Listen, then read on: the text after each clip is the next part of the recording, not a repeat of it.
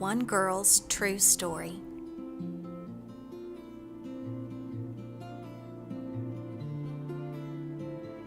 Seeking the King.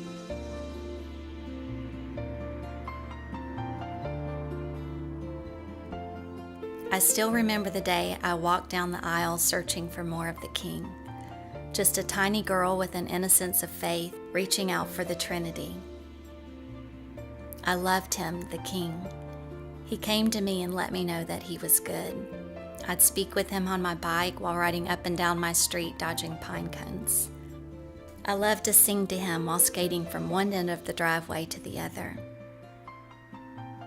He was always with me, and one day on that same street I told someone about him, and she believed too. I was just a girl full of joy that came from knowing my King.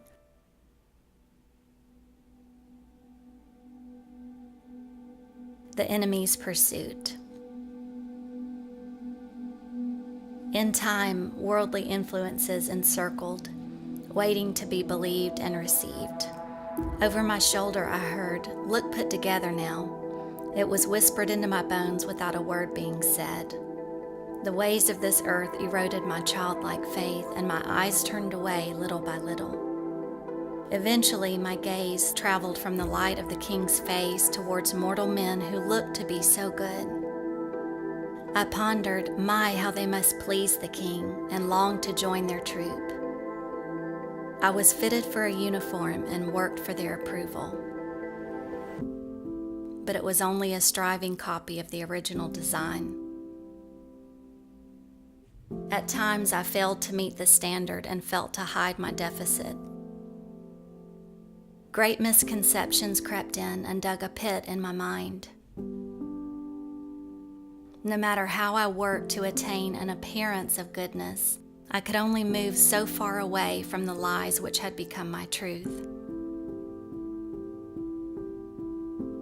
Stand up straight, get in line, and march like the rest of us. The voices became louder than the sound of the heart of my King.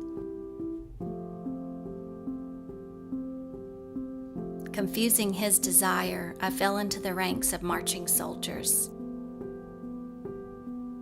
How he must have grieved over my fallacy.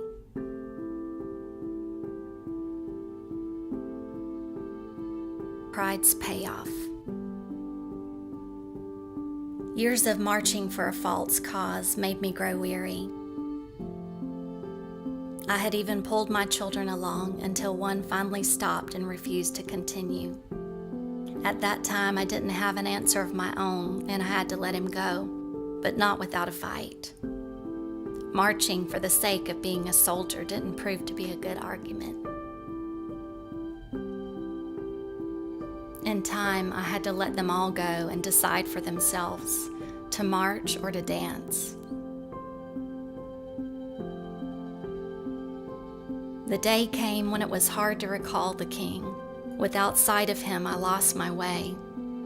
So I left the ranks, chose my own direction, and met up with others doing the same. Laughing and making up a good time, we fooled. You're okay, and so am I.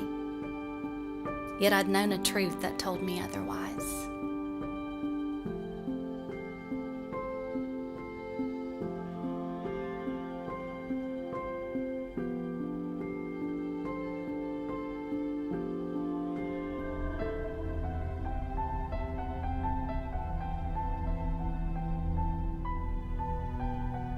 Inevitably, without the King's light, the way became dark and we turned on one another, each out for his own good. Sounds of swords and shouting filled the street and the gang went down. While lying among the injured, I rocked and hummed a hollow tune of hopelessness.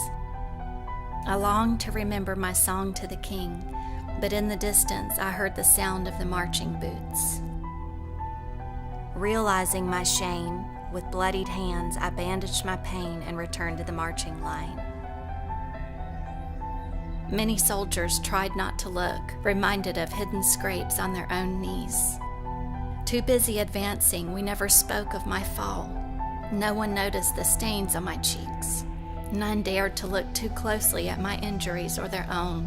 because soldiers never admit the depth of their scars. His presence, my undeserved reward. Limping along, I walked with a real, living man, not the soldier kind, who was nearing the end of his race. He was dear, and his ways had reminded me of the king, fervent and unrelenting. When his body was laid down, I suffered a great loss and had to sit down and rest. Grieving under a tree, the king, dressed as a servant, came to me with cloth and salve. He knelt beside me, looked into my face, and washed the dirt, the blood, the shame. I had tried hard to be good, and all it did was lead me away from him. I showed him underneath my bandages, and he was not ashamed. He was not shocked. He'd been following me all along. He gazed at me with no judgment, only love and truth. And all I wanted to do then was tear off every bandage I'd been wearing my whole life. As he helped to unwrap them one by one, his eyes shined on me and it burned. He could see through every lie I'd ever lived, and still it didn't change his wholehearted love for me. As I rested in the warmth of his acceptance, he began to unravel every falsehood from the truth. Each moment had purpose, and not a minute was wasted. I took no thought of the march. It felt so good to just rest in his presence. I studied him closely and saw the depth of his love for me. I touched his wrist and repented of my exodus. My guilt, covered with his own blood, was washed as he cleansed my wounds. He reached down and picked me up and carried me in his arms for a while. I laid my head on his chest, and his whispers brought healing to the roots of my shame. As he set me beside him, he reminded me of my name and said, "Get back to being the girl who rode on her bike." That's when I began to see. The end's fresh start. The king was here beside me, the one I used to sing to, and my old song started to rise from deep within. It joined the songs of my life and danced around his head, causing us much merriment. No more hiding, he told me, and no more marching. Then he pointed out a new way for me to go, and I set off in that direction, carrying the truth of the beauty of my healing wounds close to me. They had revealed my need for him. He showed me others with bared scars, beautiful and free, and told us to walk together for a while. I felt his approval warming my back, and I knew he was only a breath away. Every now and again, I recall the marching boots I left behind, and I have to remind myself that I was never meant to be a soldier.